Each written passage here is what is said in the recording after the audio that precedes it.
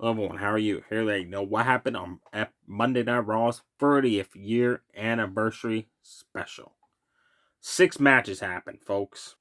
We had Judgment Day's Damian Priest. Unfortunately, I do not have a Dominic Mysterio action figure. I gotta find one. They took on the Usos for the Raw Tag Team titles. We had Sonya Deville challenge Bianca Belair to a one-on-one match. The American Badass, The Undertaker, and Bray Wyatt had an altercation with LA Knight. The Street Profits and Seth Rollins challenged Imperium for the six-man tag. I do not have any Imperium action figures. I apologize. A steel cage match. Bayley and Becky Lynch with Damage Control, Women's Tag Champs Io Sky, and Dakota Kai ringside. And the last match was Austin Theory and Bobby Lashley for the United States Championship and a no disqualification match. Let's talk about the Bianca Belair and Sonya Deville match. That match was terrible. It was like a 3-minute match. Sonya Deville hit a spin kick, kicking Bianca in the ribs, and did a nice running bicycle kick, knocking down Bianca. Bianca knocked her down, hit that cartwheel into the moonsault. She went to do it again. Sonya got her knees up, then Bianca just quickly pinned Sonya Deville for the 1-2-3. Now for very exciting happened there. LA Knight had came out and challenged any legend in the back to a match. That's how we got the American Badass Undertaker. That was awesome seeing the American Badass Undertaker come out on the motorbike with Limp Bizkit keep rolling playing. He came out, did the fist in the air on the bike, pyro went off. And then LA Knight's like, I ain't fighting you because you were retired, you lost a match, you can't wrestle no more. Pure stipulation of that match, if you think about it.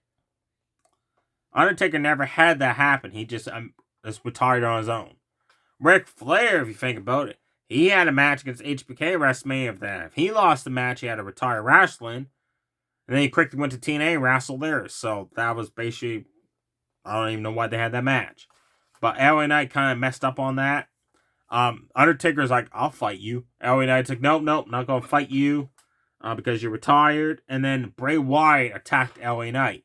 Undertaker shoved LA Knight into Bray Wyatt for Sister Abigail. Then, this was cool. Undertaker went to leave, and he said something to Bray Wyatt in his ear. Bray Wyatt just had a big old grin and smile on his face. I don't know if that's going to lead to something. I'm not sure. Then Undertaker drove off on the motorbike up on the stage, did the fist in the air again. The pyro went off, and he drove to the back. That was just awesome to see that. So, tag of that match never took place. Imperium came out while DX was doing the skit. And this was cool. They challenged DX to a match. Wow, this was funny as hell. Triple H's like, I can't wrestle. I'm retired. HBK's like, I'm too old. X-Pac's like, I would, but I got a shin injury or something. Well, Kurt Angle was there because he wanted to be a one-time member of DX for the night. And they look at Kurt Angle's like, you got to do a test to be a part of DX. And that fight Imperium, Kurt's like, I won't be a part of DX, but I don't want to be that. I don't want to be in it that bad. Well, Road Dogg got face to face with Walter, and Road Dogg's like, I'm not biting that bone. That was funny as hell. Then Triple H said, get behind me, Butterbean, because Road Dogg's got like a big beer belly going on there. That was funny. It was a shame Road Dogg, Billy Gunn could not be there, but AEW apparently would not allow Billy Gunn this year to be there in attendance. Billy Gunn was there last year, and AEW was okay with it, but this year they didn't allow it, which sucked. Guys, DX did not feel complete without Billy Gunn. Yes, China as well, but China passed away and Rick Rude. But Billy Gunn's still around. Why could he not be there? Come on, AEW. Thanks, man. You ruined DX reunion there for the night. So Triple H is like, well, if only 3 people would come out and challenge Imperium to a match, and HBK's like, you can sanction it. Triple H, you know how hard it is to book matches all week? That was funny. Well, anyways, Teddy Long came out and booked a 6-man tag, and it was the Street Profits and Seth Rollins that came out on the behalf of DX against Imperium. Awesome 6-man tag from start to finish. Seth Rollins went to do that diving knee off the top rope, but Walter just chopped him. That was it. Seth was done for a while. They worked on Seth Rollins. He quickly got away, just exploded out of the corner and clotheslined Da Vinci down. Tagged in Montez Ford, who quickly went after Ludwig, who tagged in. Ludwig backed Montez Ford in the corner, started doing the all Stone Cold style Maho stomp at the corner. Well, Montez Ford came out of that corner with a huge chop fest, knocking down Ludwig. At one point, both members of Street Profits locked in ankle locks on Ludwig and Da Vinci. Both were ready to get ready to tap out when Walter got in and broke up the holds with chops. Walter caught Seth Rollins coming at him off the ropes and just powerbombed the holy hell out of Seth Rollins. Then Seth Rollins barely hit the pedigree. Like, he barely connected that pedigree on Walter when Walter ran at him. And the Kurt Angle, I don't know what happened there, but Kurt Angle counted like 1, 2, then he stopped and went to count again. And then Seth Rollins kicked out. I've read online that Kurt Angle is starting to lose his memory, so maybe something there happened. I don't know. It just seemed weird. The Street Profits target Da Vinci and Ludwig outside the ring, and both ran in the ring and did suicide dives over the ropes, knocking them down. Seth Rollins started attacking Walter, delivered a super kick to stun him. He went to do the curb stomp. Walter clotheslined him down. All 6 guys started fighting each other. At the end of the match was awesome. Seth Rollins superplexed Ludwig off the top rope, went to do the Falcon Arrow, which he does right afterwards, but then he hoisted Ludwig onto Daniel Dawkins' shoulders. Out of nowhere, as Montez Ford came off top rope, super blockbuster. Then Dawkins took care of Da Vinci and Walter outside the ring, the best he could to hold him out there. And that allows Montez Ford to hit a top rope frog splash on Ludwig. And Seth Rollins quickly hit the curb stomp for the 1-2-3. Awesome match. Check it out. Bobby Lashley against Austin Theory for the United States Championship. And this match became no disqualification. Here's why.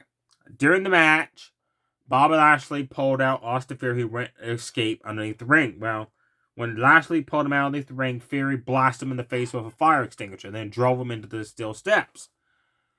Bobby Lashley applied the Master Lock submission. Austin Theory got out of it, low blow Lashley. Big mistake. Lashley picked him up, one-handed chokeslammed him through a table that was set up at the ring. Lashley backed up. Austin Theory was getting up all goggery-like. And Lashley was going to spear him through the other table in the corner.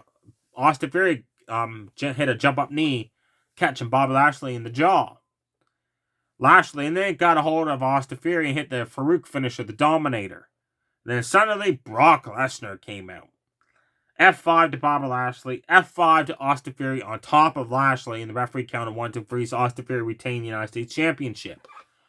I'm okay with Brock Lesnar being back because, think about it. Bobby Lashley beat Brock at the 22 Royal Rumble match for the title. Brock beat, sorry,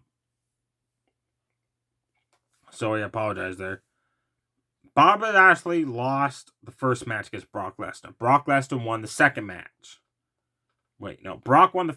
Anyways, goddammit, what I'm trying to say is, Brock won one match, Lashley's won one match. So it's got to have a rubber match. That'd be a perfect match for WrestleMania. No titles involved. Maybe this would be a good way to bring back the Hurt Business as they help him take on the Beast Brock Lesnar. Yes, that's what happened there. Now, steel cage match. Bayley and Becky Lynch. This match never happened because apparently what I read online was, if it's true, that the segment with Sami Zayn and the Bloodline went on a little bit too long.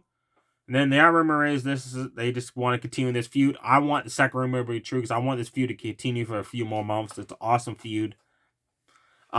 Before the bell rang, Dakota Kai and Io Sky attacked Bayley outside the ring. I don't know how many. I lost count. They threw her into that cage wall, I don't know how many times, and then they threw it repeatedly into the cage wall with Bayley helping them out inside the cage. Adam Pearce came out with officials, and the Damage Control just left the cage. Climbed over the top, walked away as they tended to Becky Lynch. Last match to talk about for the Raw Tag Team Championships. Awesome match. To me, this is match of the night. Judgment Day's Damian Priest and Dominic Mysterio against the Usos. Damian Priest was on fire. Like, he was hitting a repeated running forearms in the corners of both Usos. He had one hell of a roundhouse kick on Jay, knocking him right off the ring apron. Went outside the ring, hit that running shoulder attack on Jimmy, knocking him right over the announce table. He was just on fire. Then the Usos ended that fury with that double Uso super kick they do, where they did 2 of them back to back. Then Jay went to do the Uso splash off the top rope. Finn Balor tripped him. He got caught, so Finn Balor was ejected from ringside. That left Rhea Ripley and Sami Zayn. So the numbers of the game was even. Jimmy went to do a move on Damian outside the ring. He hurt his leg when he did it. I don't know if it's storyline or he's actually injured. He had to be helped to the back. The referee flew up the X sign. Like they said, then they helped him to the back. Where Adam Pearce like, well, fortunately, since Jimmy can't continue, Judgment Day is your winners and your new Raw Tag Team Champions. Sami Zayn said, no, let me fight. Adam Pearce, well, I did it for Judgment Day a few weeks ago to win Tag Team Turmoil. It's only fair I'll help you can help Jay. So Jay and Sami end up defending the Raw Tag Team titles against Judgment Day. This was cool. They ran in the ring and just unloaded haymakers on Damian Priest and Dominic. I lost count how many their punches they were thrown at him. Sami hit the overhead exploder suplex on Dominic in the corner. He went to do the Alua kick. Rhea Ripley caused a distraction, and now Dominic to hit the 619, followed up by the top rope frog splash. Jay made the save in the nick of time. Jay suffered a double team move from Judgment Day. Sami made that save. And then they took care of Damian Priest, knocked him outside the ring, knocked him down off the ring apron, and then they hit the 3D on Dominic for the 1-2-3. Sami and Jay retained the Raw Tag Team titles. I was really rooting for Judgment Day because these guys have been on a roll. They need some gold in that division, and that stable, I mean. They gotta have some titles, and that'd been perfect for them to win the Raw Tag Team titles, but unfortunately that did not happen. Also, on Monday Night Raw, we had a poker tournament backstage with Farouk, The Godfather, JBL, Corbin, Medusa, DDP, Alpha Academy, Akira Tozawa, Johnny Gargano, Dexter Lumis, Candice LeRae. Actually, they weren't even playing poker. They were just in the background having drinks with styrofoam cups. And RS Ted DiBiase was there as well. And it was cool. Baron Corbin and Ted DiBiase were the last two people in the tournament. And Corbin won. And then RS grabs all the money. He's like, you gotta remember, you gotta pay your taxes. And then he put him in the briefcase and took off. That was funny. There you have it, folks. Let me know below if you watched Raw 30, what matches you liked, didn't like, what was your best moments of the show. And also, let me know below in the comment section what some of your favorite Raw moments were out the 30 years of Monday Night Raw. Stay safe, everybody. Too sweet. Bye.